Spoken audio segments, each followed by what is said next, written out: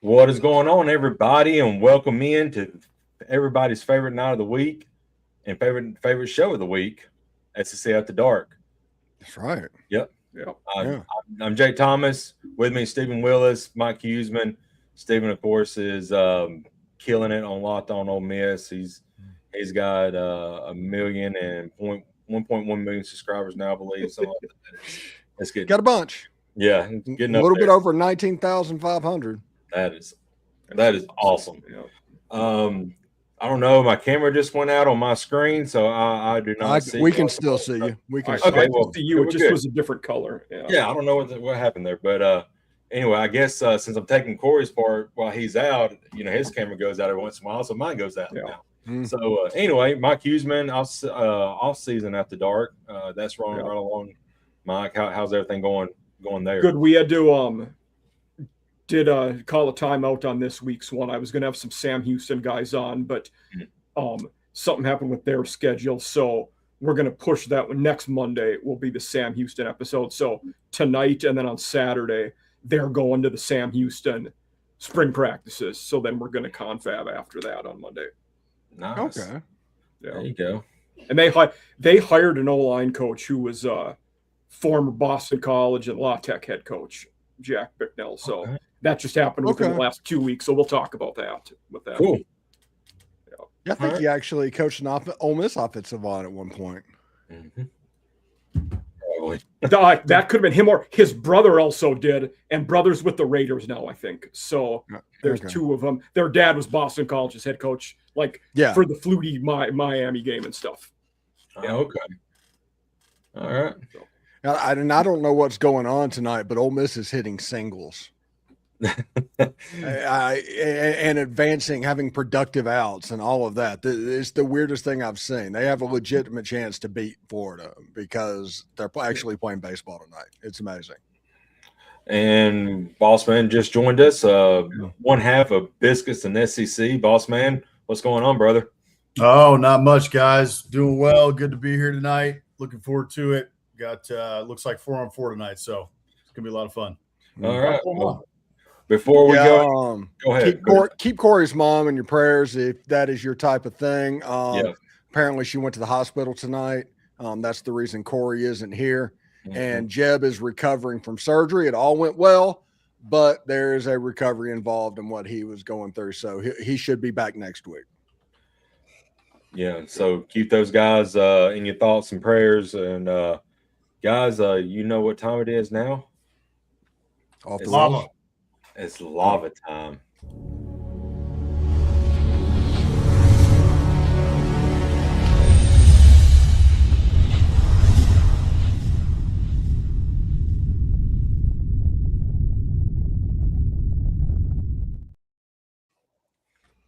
We can't start the show without the lava.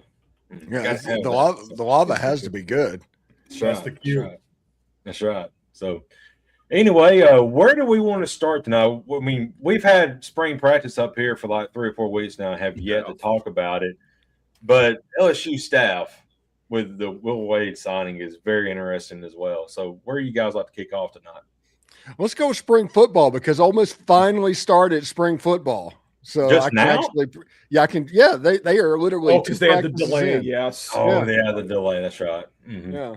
Wow. So, I can actually participate in spring practice right now. That's the reason I haven't been talking about it because it hadn't been happening. Got you. Yeah. Wow. Well, Boss Man, have y'all started spring practice and what kind of storylines you got? Yeah, it's I need to compile this for the newsletter with Biscuits and SEC. You guys may be able to help me, but there was a time where a lot of these schools basically backed off having a spring game, and we only had a couple last year. Right. I know that A&M is going to have a spring game. Mike Elko came out and said that as long as he's the coach at A&M, there will be a spring game.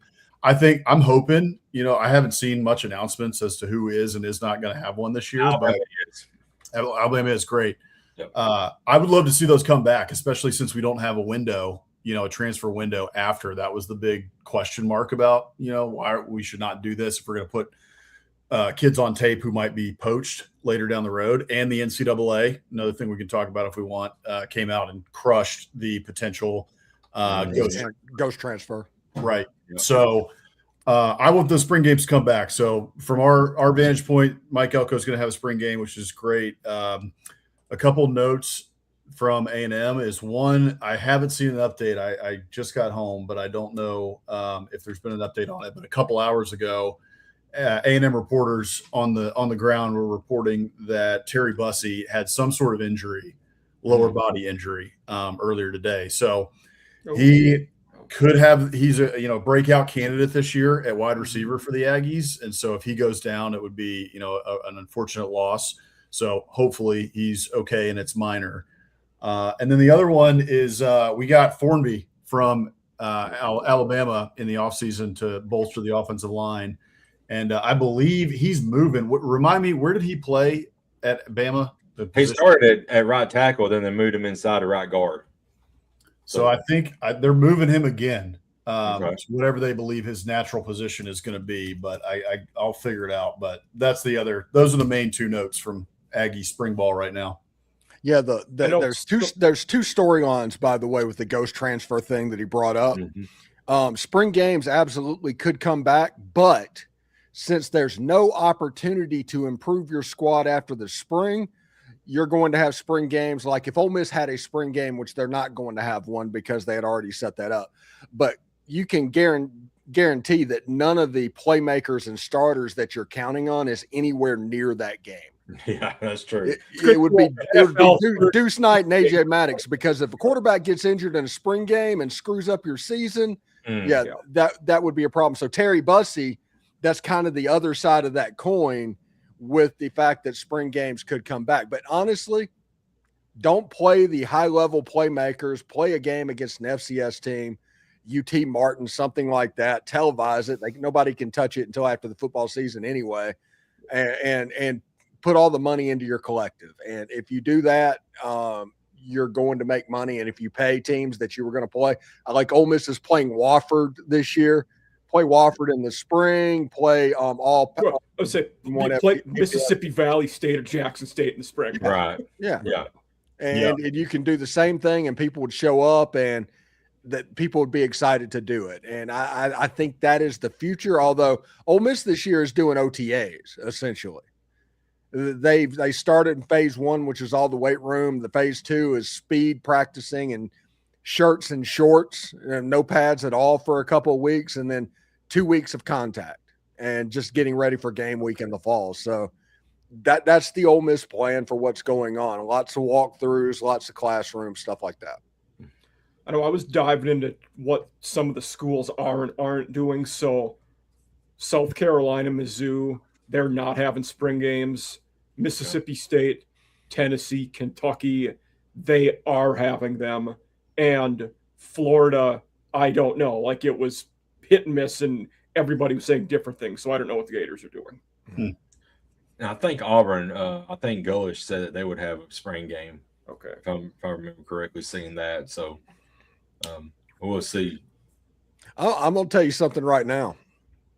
You have a spring game where Deuce Knight's throwing the ball to Jace Matthews and Caleb Cunningham and a couple of the up-and-coming receivers and playmakers that you want to see. The freshman running backs are getting a lot of time. People would show up to see that because that is your opportunity to see that.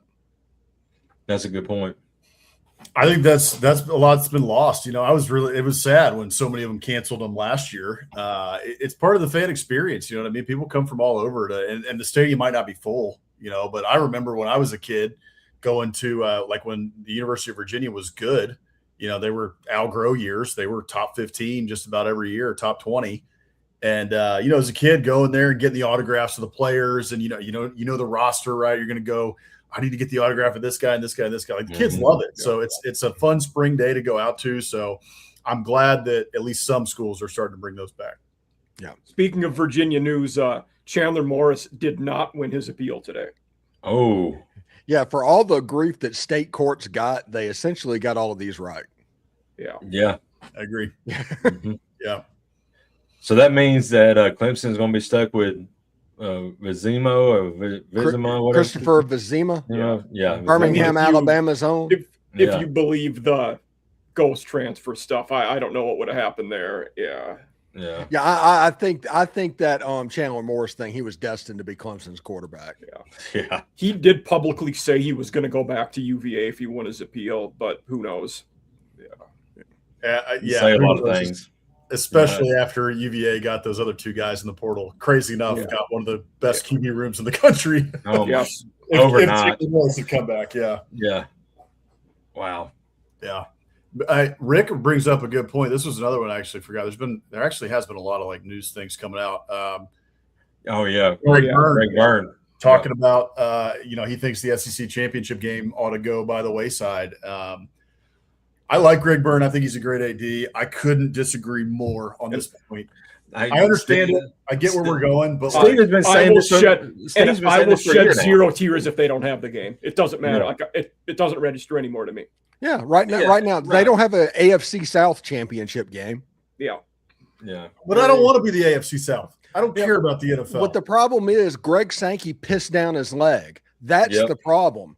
If you would have taken the automatic qualifiers, which was the agreement before last year's social media pressure started, you have the championship game 1 and 2 and the play-in games of 3 versus 6, 4 versus 5 on championship Saturday, and it becomes an event. Right. But the SEC's like, oh, we need to just take the best teams. We can get 9 teams in. They're just believing their own hype. Take the 4. You got 3 at-larges to compete with. If you do well, you're going to get 2 of them. So 6 of the teams are going to be in a 16 playoff. But you have 9 SEC games, 8 more losses, and there's no guarantee of anything. And the SEC might have 2 teams in. Right. Like I wasn't like snapping back like perfect world saying that was a bad idea.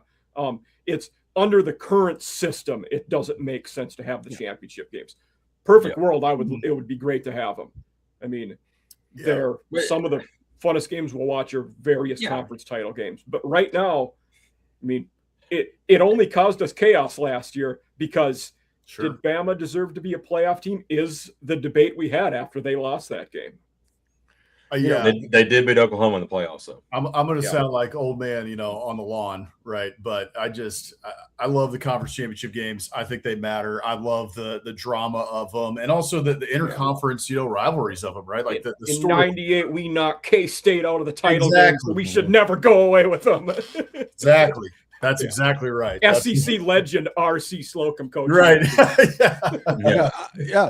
The automatic qualifiers, the 4-4, 2.5, 2.5, 3, or whatever it was, something like that. And you have the third team in the Big 12 take on the third team in the ACC, and the winner gets that third bid. I mean, it would work. It would be amazing. The Big 10 was right about this. The 2.5 bowl would be the most exciting game of the weekend. Yes. Right. Yeah. Like Clemson's playing against Kansas State or something like that, or Arizona. It'd be amazing. I remember last year. It's almost like a bowl game. Oh, it would have been a New Year's Day bowl. Miami last year. It would have been a great game. Yeah. Because of the weird 5-way tie we had in the ACC, it would have been Miami at third, actually. Right. Oh my goodness! Yeah, Miami and BYU playing for the right to go. Oh man, that would be amazing. That would be. Yeah. But Miami didn't win. No, BYU lost in the conference title game. I'm wrong about BYU there. Who did BYU play? Was that Iowa State? No, Arizona State. No, that was the year before. Oh, or you took Texas Tech? Texas Tech was. It was Texas Tech who beat Texas Tech. BYU. Okay, so that was the 2. So the third one would have been Colorado. Would have been Utah, Miami. Utah, Miami. That would. Oh my gosh! Yeah. Sign me the freak up. Yeah. You want to see good line play in that game? Oh boy. Absolutely. Man, you're sitting here, and the SEC teams would have been what? Let's see, Georgia, Ole Miss. A&M, weren't they in the? Mm-hmm. Yep. And who would have been the third? Well, I guess it would have been Oklahoma. Oklahoma hosted. Mm-hmm. Yep. Oklahoma. So it would have been Oklahoma, A&M, Ole Miss, and Georgia. And Ole Miss, Georgia were one. Yeah, so Ole Miss, A&M, Oklahoma, Texas. Yeah, Texas ended up going to the SEC title game, but Ole Miss was the second team in the rankings. Yeah. So it might have been Texas. It was Alabama. It was Alabama, Georgia. Okay. Yeah. This past year, it's Alabama, Georgia. So Georgia, Alabama, Ole Miss, and A&M would have been locks to go to the playoff, and then like Oklahoma would have gotten an at-large in that situation, and so would have A&M. Oh, the SEC would have had 6 teams in last year if they would have done the automatic qualifiers. Right. Yeah, but they have to be too smart, and they believe there it just means more commercials too much. Because Texas would have had a chance to go in that scenario where they didn't in real life. And Vandy won 10 games and didn't go. That's ridiculous. That's almost bias at this point. I mean, you'll never convince me both of those teams deserve to go, though, with Texas and Vandy. Like, I would have argued other teams should have went before them in. Well, Vandy, even though Texas beat Vandy by 2 points or something, Vandy deserved to go to the playoff over Texas. They had better wins. No doubt about it. Yeah. Vandy's loss was against top 10 teams on the road. Right. Texas lost to Florida. They did. And went to overtime and to Kentucky too. Yeah. Their other losses were the top 5 teams, though. No, they went to overtime against Mississippi State too. Mississippi State, and Mississippi State. Yeah. 2 weeks ago, I think. Yeah, there were some warts there for now. Texas figured out by the end of the year they were pretty good, but they're good against Michigan. It was rough. Yeah. Good against A&M. Sorry. Of course, I'm like Men in Black with that one. Just I don't remember that game. I don't think Sharon Moore was on the sideline for that game, which is lucky because the Texas dance team is pretty top notch. He wouldn't be able to call plays. He'd be too busy. Yeah. Can't confirm Biff Poggi was the head coach for Michigan that game. Yeah, and he's sitting there in like a cutoff T-shirt, and he doesn't care about the Texas 100%. Dance team. No, the dude's worth like $300 million from a hedge fund he did before he started coaching. Yeah, I wish he had gotten the Michigan head job. They made the right decision, but I love that dude. He is. There's no nonsense with him. He's great. If y'all haven't seen the HBO documentary of the school that he coached in Maryland, it was a Catholic school there. Yeah, and he revived them. It's fantastic. Well, DeMatha? Was it Gilman? I think it was Gilman. Was it Gilman? He coached a couple of them, but I think that one was Gilman. Yeah. Wow. Yeah. I'll find the title for you guys. So anybody out there who wants to watch it, The Cost of Winning. It is Biff Poggi. He is I think it's Gilman. So he led Gilman's. Is that right though? Because Gilman, no, it was his tenure at St. Francis Academy. That's the one. Because Gilman's like a lot of money, all that. Yes. This was not that. Yeah. This was one of the inner city ones that he kind of revived and helped bring up. So well worth a watch. I think St. Francis is like Wayne Dorsey. He played at Ole Miss. Defensive lineman. Okay. Yeah. There's some sort of connection there. I have no idea how he ended up in Mississippi from Maryland, but I know Shane Lee, Alabama, played for Biff there. Oh, cool. Yep. So speaking of Michigan, we can get on a little tangent here for a second. How do y'all think that Whittingham's going to do in year one up there? Underwood, all that? I mean, I really don't know. I have heard nothing about him taking clocks off the wall, so I don't know what to think. Yeah, right. That roster's pretty good. They were going to be better even if Moore was still there, and I don't think he's a very good coach. Whittingham brought in one of the best D coordinators in the country, Jay Hill, who was at BYU. His old coordinator came with him, Jason Beck. And now, top 10 coach. Did you guys see? After 20 years together, Utah is now suing Kyle Whittingham. Oh my God! They sued him. I didn't see that. They are suing him. Apparently, so it goes back to the end of the season, and because there was kind of a, did he retire? Did they agree? Did he step away? Apparently, he had the Kirk Ferentz thing in his contract where basically if he doesn't opt out, it just rolls over. And he said he was going to keep coaching. Then he said, I want a raise for me and the assistant coaches. And Utah told him to take a hike. when he said that, of all things. And he did. They agreed to pay him $13 million, 8.5 of which they had to pay within 1 month. And they did. So after he gets that money,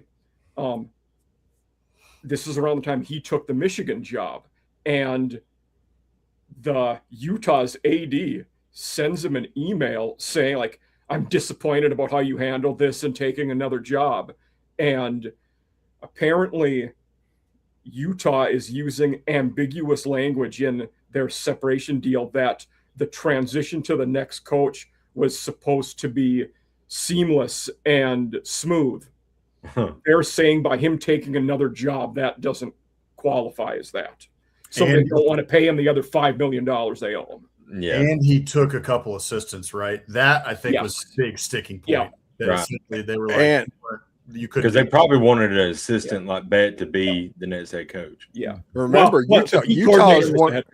The D coordinator is the new head coach. Right. That's right. And remember, Utah is, I think, the first school that privatized their athletic department with private equity. That's right. Yeah, I forgot about that. And this feels like private equity happened. This is the private side. That's the reason this is different, in my opinion. Yeah. And that's a great point, Steve. I mean, we'll see how that all plays out. And I mean, hey, I know they paid him the $8 million, but hey, Sue, we're going to save us another $8 mil, put that back on our bottom line instead of on, this guy. And on the flip side, I think that was in part why Whittingham was kind of like, I think I'm done here. Like, I think I'm ready to go.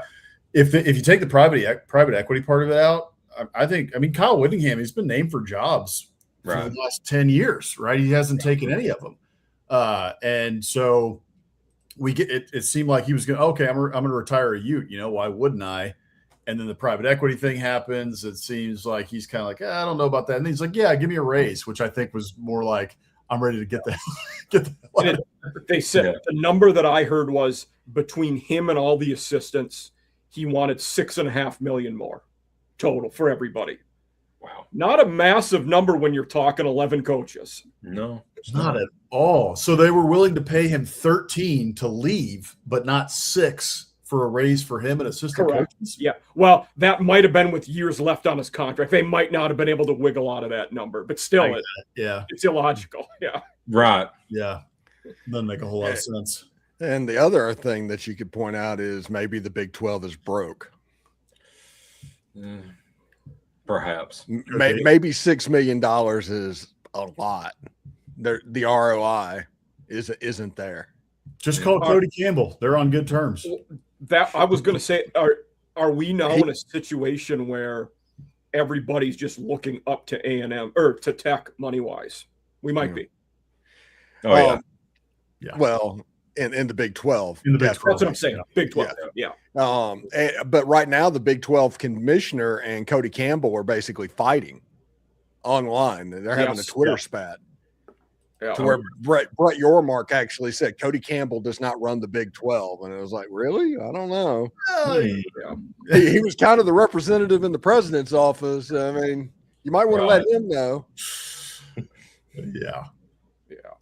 I do appreciate it for Tech because honestly, if you're sitting here watching college football, it's like they watched the TV series Landman and was like, oh my goodness, we're rich. And that's the way it came across. And all of a sudden they started throwing money around, like Texas and A&M does. And it was just hilarious because they were the ultimate epitome of an also-ran forever.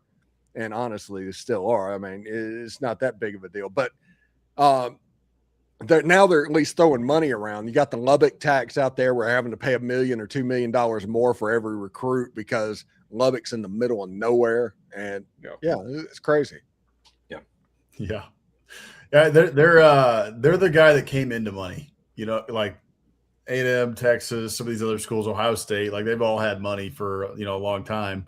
A&M's a little newer to it, but that was really the Johnny Manziel. The Johnny Manziel thing woke them all up. Like there was money there. They were all just like, I don't really know about this. And then Johnny Manziel came and they were like, you can have all my money, like whatever you want. Take my money. Has Auburn always had some money, or did that just come up with the Cam Newton stuff? Like, I'm not as familiar with their No, history. they got the Yellowwood guy. Yeah. And the CEO at Apple, although I don't know if he supports athletics. Yeah, Steve, what's his name? Tim Cook.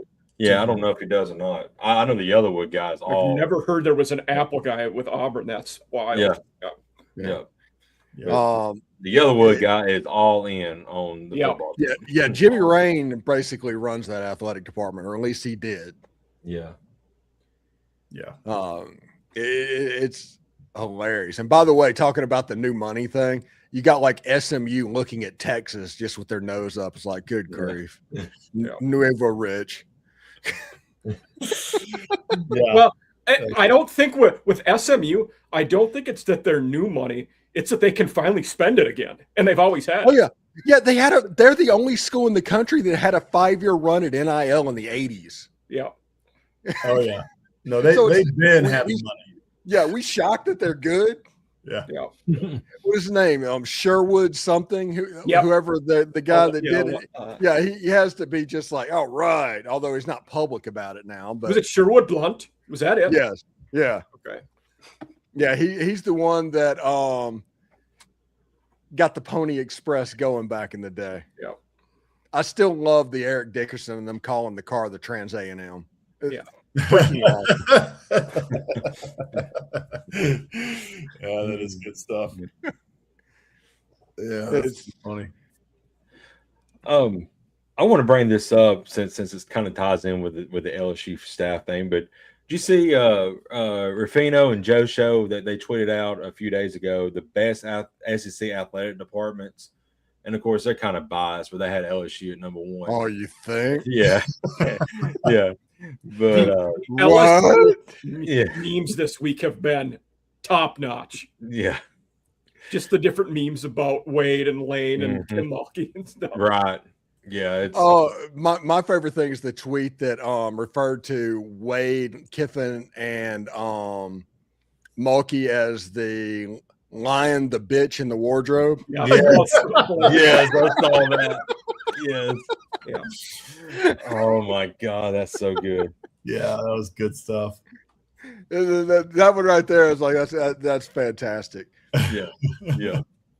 My favorite thing is one day Lane's coming back out after spring practice talking about what's going on. We need to be patient about what's going on because he has no offensive line. I mean, that's the secret behind what's happening over there. There's nobody on the offensive line really. And then it's like the next day it comes out, LSU might have spent $50 million on their transfer portal haul. And I was like, oh my goodness, there's patience is not possible under that. No. If they go 7-5, oh my God. Other than Jordan Seaton, they don't have many experienced guys up front. No, they don't. And he can pass protect, but he has been a liability run blocking. Mm-hmm. Well, and wasn't there a donor or like an anonymous source that was quoted in that LSU story about the $50 million, and they basically said, "Yeah, we spent on this money so that we don't have to wait for this. Like we're gonna wait in year 1." And literally, it was like the day after Lane Kiffin. It's like be patient. Yeah. Great. My! If they throw up a 5-7 or a 6-6 this year, there could be a tarmac. There could be a tarmac. Oh man, it could happen at 7-5. Honestly, yeah. I mean, and my goodness, have you guys seen Lane lately? I mean, how much spray tan can a person have? Good grief! He's spending a lot of time on TikTok, it seems. And oh my gosh! Yeah, he looks like George Hamilton. He's trying to run around Baton Rouge like he's like a kid in a candy store. Yeah. He's going to get in so much trouble down there. Yeah. Oh, my goodness. Yeah. I don't think people realize I don't think he realizes the fishbowl. And I think the George Hamilton thing is about right. Yeah. I agree. I think I said this on Biscuits SEC either a couple weeks ago or whatever, but it was whenever this quote came out. This was around a week ago or so. And, he says this, and we've talked about this even before, though, with Curt Cignetti. After the national title, right, he gets this thing done in 2 seasons at Indiana, maybe one of the worst programs of all record-wise, time. the worst. Record-wise, the worst. Yep. And Kurt Cignetti does this in 2 years at Indiana, right? So the clock and the excuses and all that, it went from 4 years, 5 years, 10, 15, 20 years ago. And then it kind of got, with the transfer portal, it's like, okay, 3 years. We're down to no. It has to happen in this year or 2 years. No, you don't have time. So that was what surprised me the most about that tweet from Lane or that quote from Lane was read the room, man. Kurt Cignetti can do this at Indiana with their resources and, their history and all that in two years and get them to the playoffs in year one. At LSU, there is less than zero excuses. It has to happen, period. Right. Yep. Yeah. Greatest transfer portal class in the history of transfer portal classes. Yeah. And if they don't make the playoff, it is going to be so much madness. Here's what they remind me of is the Yankees when they got A-Rod and all Jeter. They just bought everybody, right? That was Steinbrenner's thing for so long. Just buy them, just throw a big contract to whoever the big free agent is. And we'll see. I mean, look, maybe it worked. Those Yankees got one championship. They probably should have gotten 3 or 4. They should have got several. Should have gotten a lot, but they only got one. And so that's what LSU's doing. They're saying we think we can buy a championship. And but those things, those are finicky, man. How does that team mesh? How does that team gel? Does that work or does it not? Those things can easily blow up. Yeah, they thought they were going to get Trinidad Chambliss. Right. Lane spent the whole month of November recruiting Trinidad, bringing him on Pat McAfee with all of that stuff, trying to get him. And then when it looked like Trinidad wasn't going to be eligible, he went to find another thing. And Sam Levitt came available, brought him to LSU. Then Damon Williams was available, and they went after him and just completely screwed over Sam Levitt on the building. So you had to spend $2 million extra for a quarterback that threw for 88 yards against Mississippi State. Mm-hmm. Yeah. And they got 3 quarterbacks and 10 or 11 wide receivers and no trench play at all. None. Their whole offensive line at LSU hit the portal. So it's going to be Devin Harper, who was going to play a little bit for Ole Miss potentially this year, and Jordan Seaton and a bunch of dudes. And in this league, that's going to be a problem, especially with the quarterback that had a foot injury.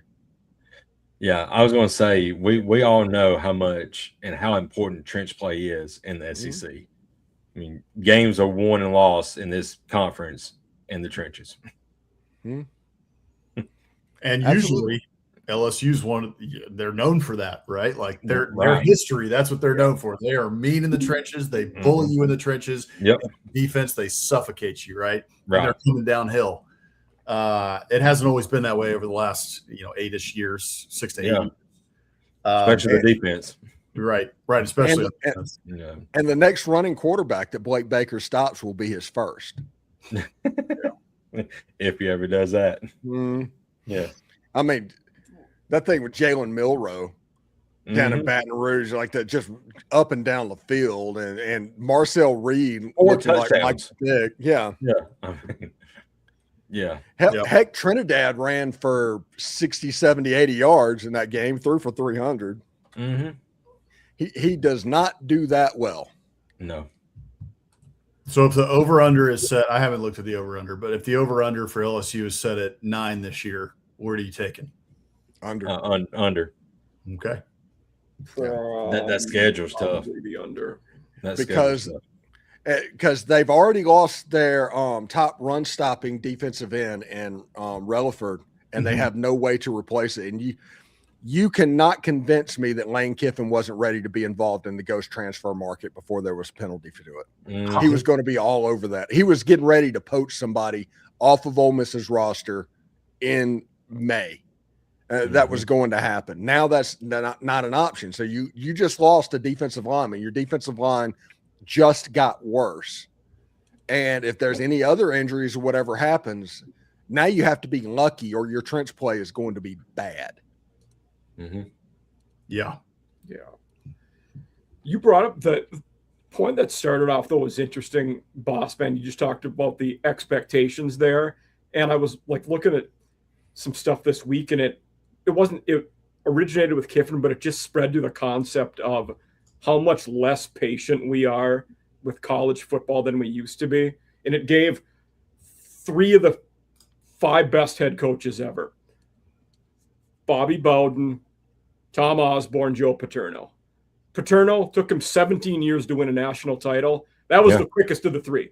Bowden took 18 years. Osborne, it took 21 years to win a national title. Right. Like, we're never – John Wooden, who won all these in basketball, won, I think, 11. Took him 16 years to win a national title at UCLA. Yeah. I mean, there's I was looking through. So when we did the interview preseason last year with Jay Busby of Yahoo Sports, and he wrote that book, Iron in the Blood. Well, I remember, I think I know a decent amount about that rivalry, right? I'm not from Alabama, but I've watched college football all my life. I kind of, I generally know. But that book gave me a lot more in depth about what that rivalry is, all the way back to when college football started, right? Mm-hmm. And he talked a lot about the era with the Bear and Shug Jordan. Mm-hmm. And I was like, okay, I don't know a lot about Shug, I'm going to look him up. Well, you go and look at Shug's record, and it's impressive, right? He's a great coach, but it's a roller coaster, man. Like, there are seasons where, okay, one year they were 11-1 or whatever it was, or 9-0-1, and then the very next year they were under 500. Right. Like, in this day and age, like, Shug Jordan's on the rocks. It's like, he's gone. He's done. Well, to be fair, you just described every Auburn coach since ever. Yeah. We talked last week. Malzahn, we made the Jimbo joke last week, Boston, and I said, Gene Chizik, who was 14-0 and won a national title. Right. 2 years later, they were 3-9, and he lost his job. Right. The next year. Orgeron, right? Ed Orgeron. 14-0, 8-5, 3-9. Done. Mm-hmm. So, I encourage folks to go look at Shug's record at Auburn and some of these things I'm talking about. So 1963, here's a good example, okay? I'm going to look at Shug. 1958, 1959, 1960, they won above 7 games in each of those 3 seasons. The next 2 years, 1961, 62, they only win 6. Then they go up, and he goes 9-2 in 63, back down to 6-4 in 64, 5-5. All right, in 65, 4-6 in 66. After 66, Shug coached another 9 years at Auburn. Okay. Mm-hmm. If that happens in today's day and age, 66, 4-6, 1967, you go 6-4. Year before that, 65, you're 5-5. You go 5-5 and 4-6 in back-to-back years. We do not care what you have done for the previous 10 years. You are gone. And he got another 9 years at Auburn. And his name on the stadium. Yeah, that's right. Name on the stadium. Right. Yeah. So it's just, it's a completely changed game. I mean, and that Shugs is an incredible testament to that. Like, that is the poster child for it. Because seriously, go look at it. It is like roller coaster the entire time at Auburn. And they had patience with him because they were like, okay, hey, we might suck for 2 years, but it's going to come back. And for me, it's an interesting concept to talk about, because did we have more stability, or did we tolerate mediocrity more, or was it both? There's so many different ways you can go with the changing of mindsets from then to now. I think it's part of it. I mean, I'm sure there's many factors to it. I think one is we gave those guys way more institutional power. They were athletic directors. Yes, true. Yeah. I think with visibility comes lights, right? The lights are shining brighter on you. And up until what was it, like the 80s and the 90s, did we really have? It was like one national game a week, and so, and now every single game is televised, and that just ratchets up the level of intensity and also the fan support or non-support.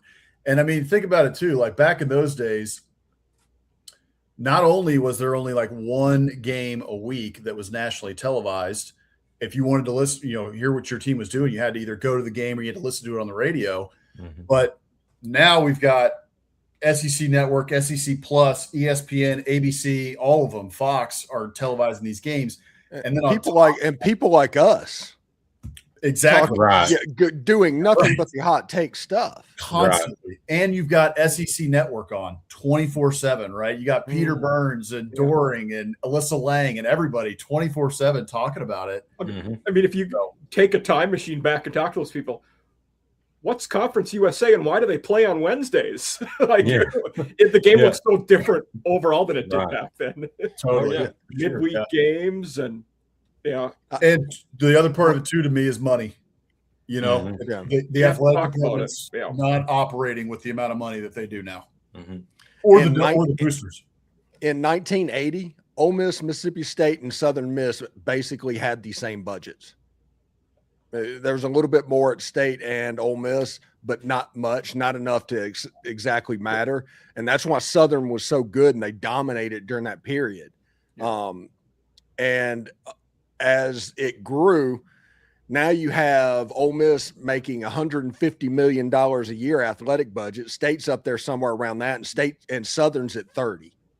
Yeah. There's a reason why up until like the last 10 years, the NFL teams back then did training camps at colleges because the facilities were better.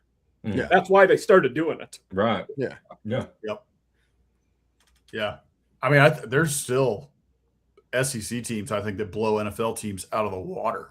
I mean, there's NFL teams that have done a better job, and they've, but not all of them. I mean, that's why the Cowboys, even though the Cowboys like have their issues, right? It was always like those guys want to go play there because, first of all, Jerry Jones is going to pay them, and he might, if they get to a second contract, he might pay him a stupid amount of money or trade him for something dumb, But at the very least, the Cowboys have incredible facilities. All their stuff is going to be top notch no matter what. And that you couldn't say that about all the NFL teams. Right. Yeah. Back in the day, like I watched did anybody watch the Joe Montana documentary on Peacock? Yeah. Where he was talking about, he was just on the phone and he was like, hey, I wonder if I can dial out from the press box phone whenever all of that. And he figured out he could call his wife at home from the field. I mean, the facilities, they just had a phone in that situation. You just hit 9 to dial out, and that's good. Before that, it's just an extension. That's what the press box was. It was, extension 3333, the offensive coordinator. It absolutely hilarious. Now there'd be basically secure walkie-talkies, and that's at Conference US, like Jacksonville State and Kennesaw State's going together on a Wednesday, and they got communications devices that the Ukraine would be excited about. And today you couldn't even get on the Wi-Fi without knowing passwords in the stadiums and press boxes. Right. Yeah. Yeah, that's the truth. Yeah. It's not. Oh, by the way, one thing that before we get out of here, since we have about 15 minutes. Have y'all seen Will Wade's staff, his basketball staff? Yeah. It's all basically guys that got in trouble with the NCAA coaching basketball, including one at LSU. Former head coach. I'm not counting Will Wade, who also got in trouble and got fired at LSU. But 3 of his assistants, all of them have NCAA pass.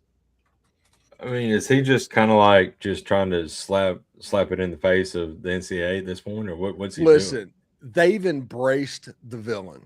Yeah, they have. They have 100% done that, and so I honestly respect it.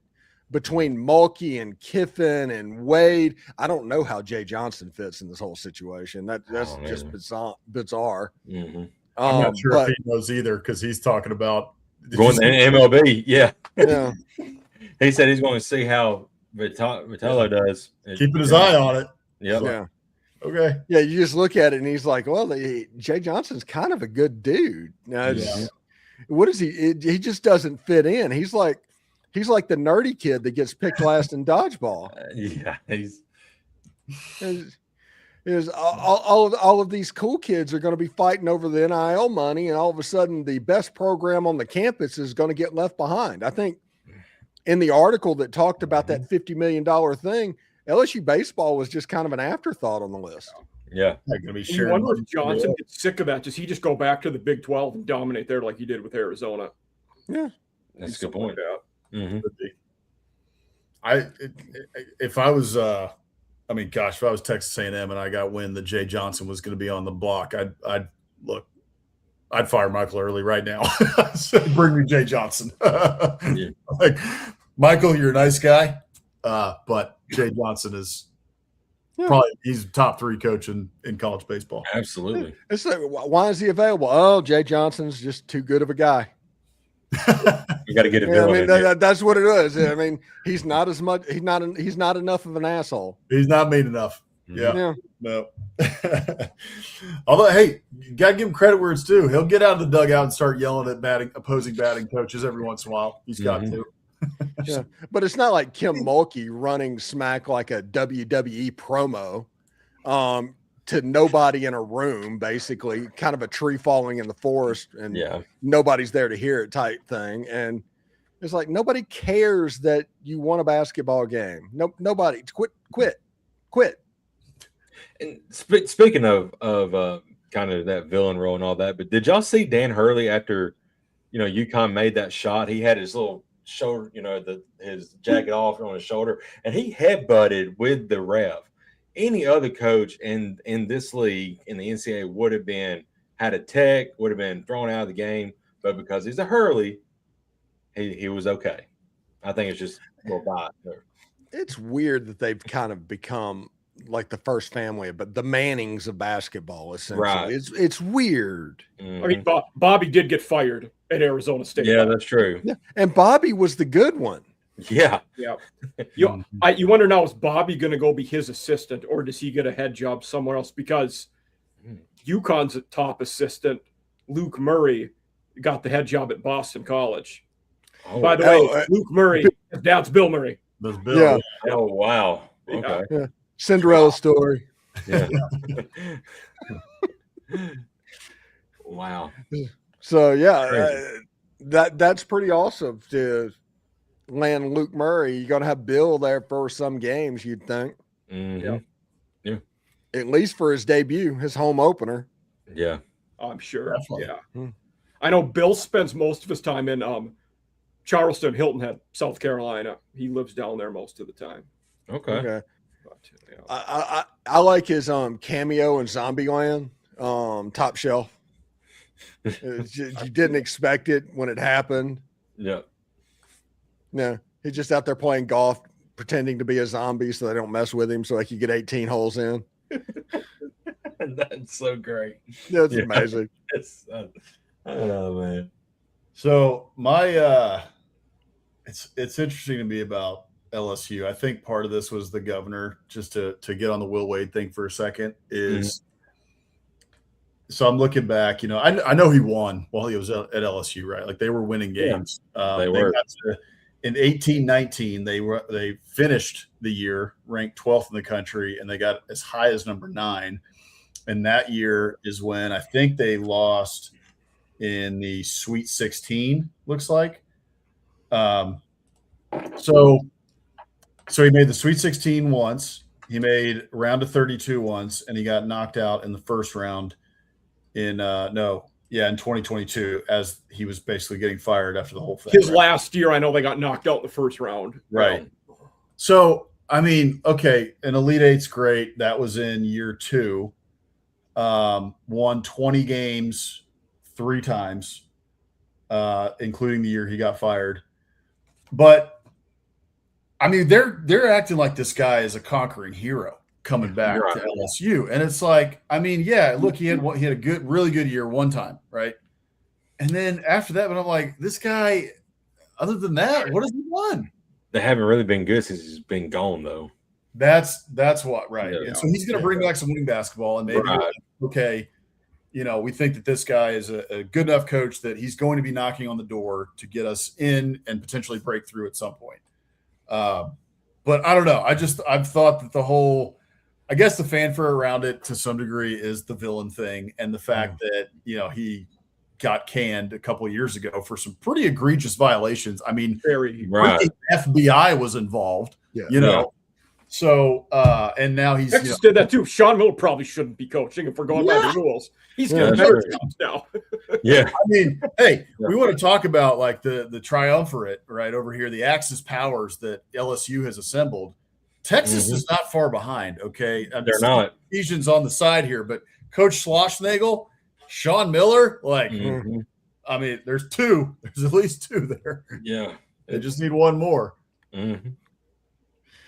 Yeah, and the funny thing is, everybody like, because of the Lane Kiffin stuff, they was like, we'll wait. Everything's like, we've got Chris Beard. Our coach made a national championship game. We're okay. We're good. Yeah, congratulations. Right. Yeah, we were in the Sweet 16 last year. We're gonna be all right. Yeah, not like he has any baggage or anything. Oh yeah. Which in his defense, I should say that he was not convicted of anything. Right. No, he wasn't. Yes. Right. No. And that's one of the things that you just don't sweep under the rug. I think people made their first impression and they're going to ride or die with it. Is what they did.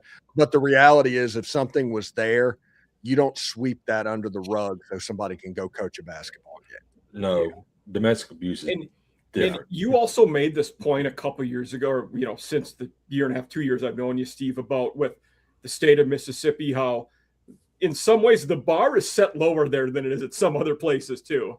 Mm-hmm. So that might be a place where you can rehabilitate yourself.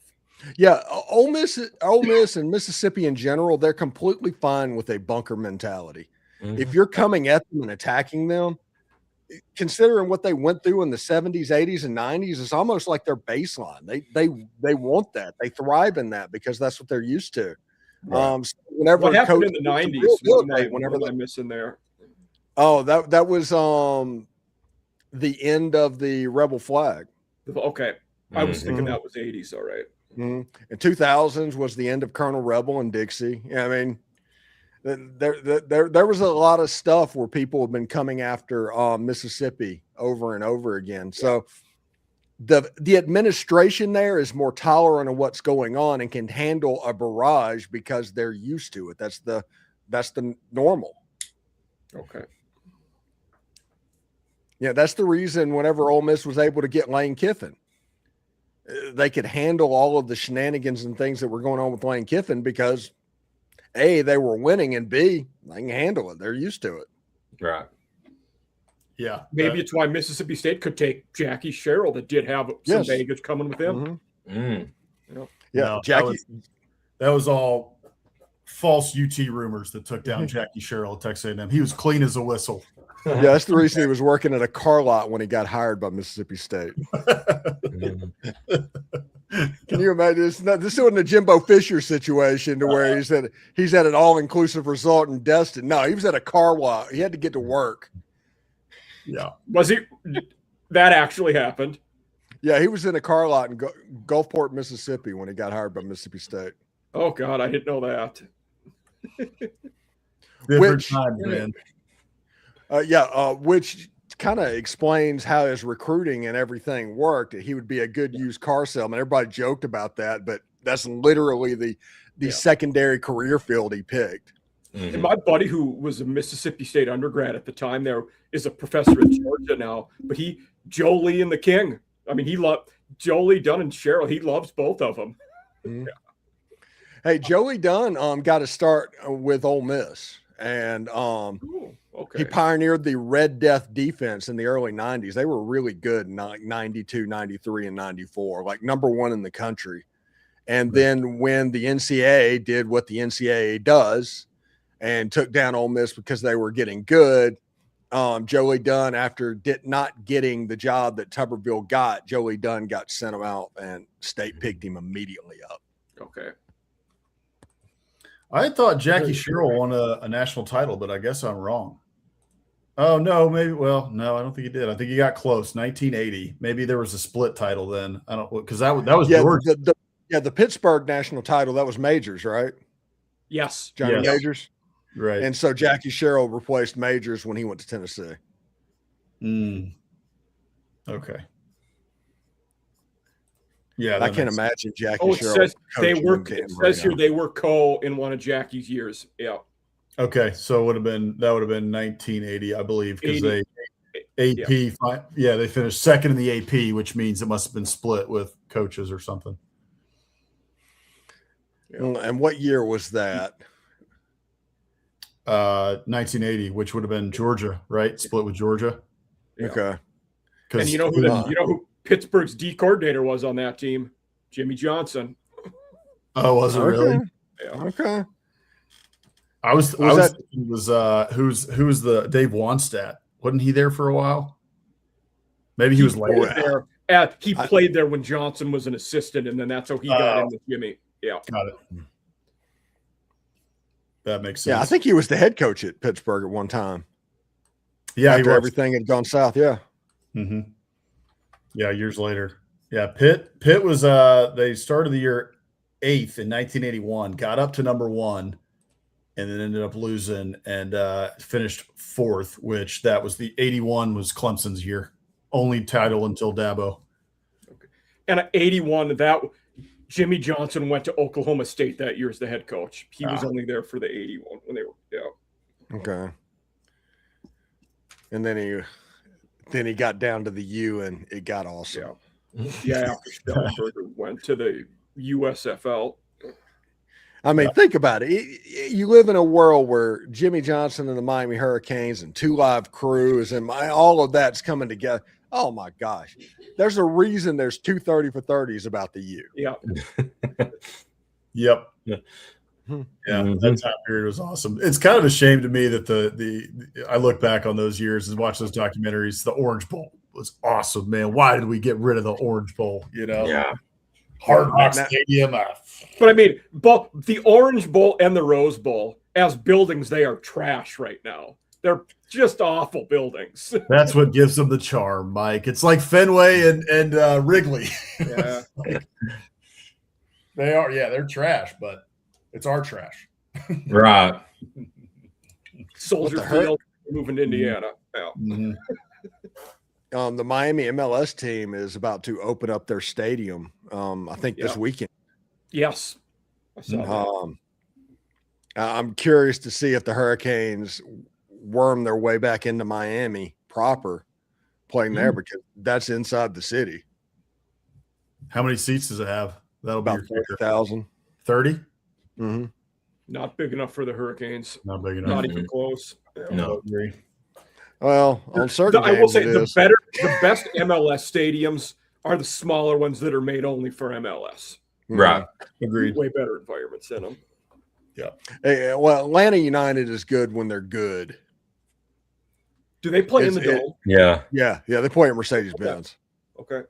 Yeah, because they have it set up when they built the stadium. They expand out like they got a couple bleachers that go back underneath the thing because the field gets a little bit wider. Okay. I know in Minnesota theirs is it's by the Twin Stadium, but it's not necessarily close to where the Vikings and T-Wolves play. Okay. Because it's in St. Paul. Okay. Oh, it's in St. Paul? Yeah. But I mean, it's just the other side of the river. Like you can see both of them, but yeah. Okay. I think the Tigers next week, the beginning of next week, they take on the Twins. I think that's in Minneapolis. Could be. Yeah. Oh, speaking of our baseball talk from last week, Connor Griffin got called up. Yeah. Oh, okay. Yeah. And they gave him a massive contract extension without playing in the majors yet. There you go. They're working on one for McGonigal right now too. Okay. And which they're going to do that pretty quick. That kid's amazing. Yeah. That kid's going to win Rookie of the Year. Yeah. And you're going to get a compensation pick out of it too. That they avoided Griffin's service time rule by giving him a 9-year, $140 million extension. Yeah. And at that point they just called him up immediately. Yes. I like this whole era with the Pirates spending money. I don't know what's going on. I don't know what to think about that. We're in a weird timeline right now. Yeah. Yeah. I mean, the Florida Marlins are winning like crazy. The Pirates are spending. Yeah. Well, what is going on? Anyway, 2 minutes, boys. 2 minutes. So 2 minutes. Anyway, this has been SEC After Dark with your boys, Stephen Willis, Boss Man, Mike Huseman, and I'm Jake Thomas. Thank you all for joining us tonight. You can catch us live every Thursday night right here. You can catch Steve live, on his show, Locked On Ole Miss. Probably you do what? 6, 7, 8, 12 episodes a week. It's crazy. Let's see, 2 a day. It's about 14. Yeah. Wow. And sometimes great news, I do, guys. Sometimes I do. Great news. The Gamecocks just took down the number 2 Longhorns 9-1. Oh yes. Everybody did. There you go. Yeah. Good. Yeah. Stephen Willis. Ole Miss is one out away from taking down the Florida Gators. Nice. All right. There you go. That's good. That's good help there, Mike, because you got to blunt the momentum of the Horns. They swept Oklahoma. Yeah. Last weekend. Loss is washed up. You guys didn't need them. Yeah. I think they play us next, maybe. Auburn's beating Arkansas 10-1. What's happened to the Hogs? This will be 4 or 5 losses in a row for them. 5 straight. Wow. Yeah, that's rough. Vandy's up 12-8 on the Aggies in the 9th. I don't like that. Right. No. Yeah. Well, good for Corey. Yeah. Yeah.